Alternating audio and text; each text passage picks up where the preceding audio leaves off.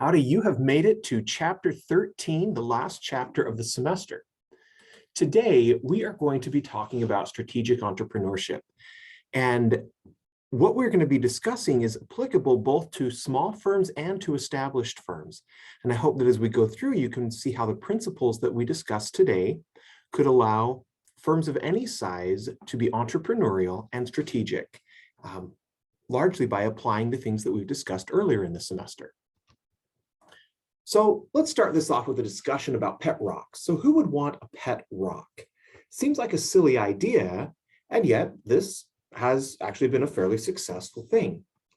So Gary Dahl was a freelance copywriter. He was broke, not doing particularly well financially, and he came up with this idea at a bar.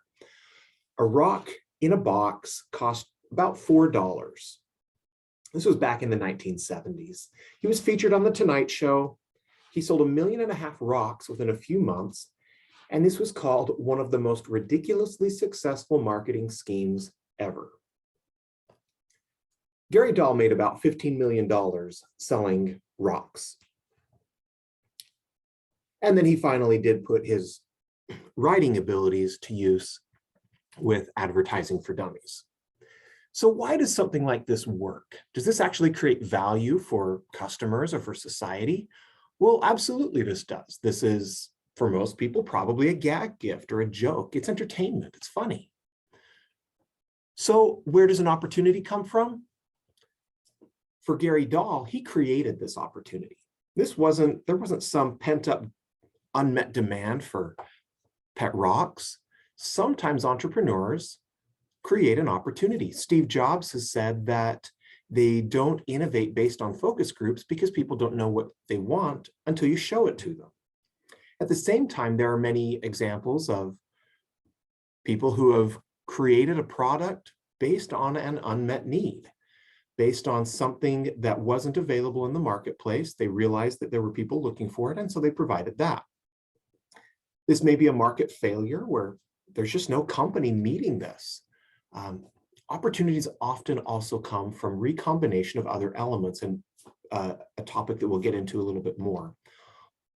Ultimately, entrepreneurial opportunities are conditions in which new goods or services can satisfy a need in the market. It doesn't really matter if this is created or discovered or how this comes about. When you find that there is something that could be done, this could be an opportunity. Next, we need an individual, somebody with self-efficacy. Knowledge asymmetry is that some people have knowledge that others don't have.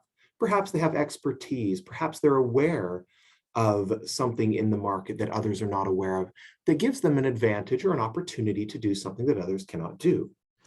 And then we also have risk tolerance. Some people are more tolerant and comfortable taking risks than others. When the individual and the opportunity come together is when entrepreneurship can really happen.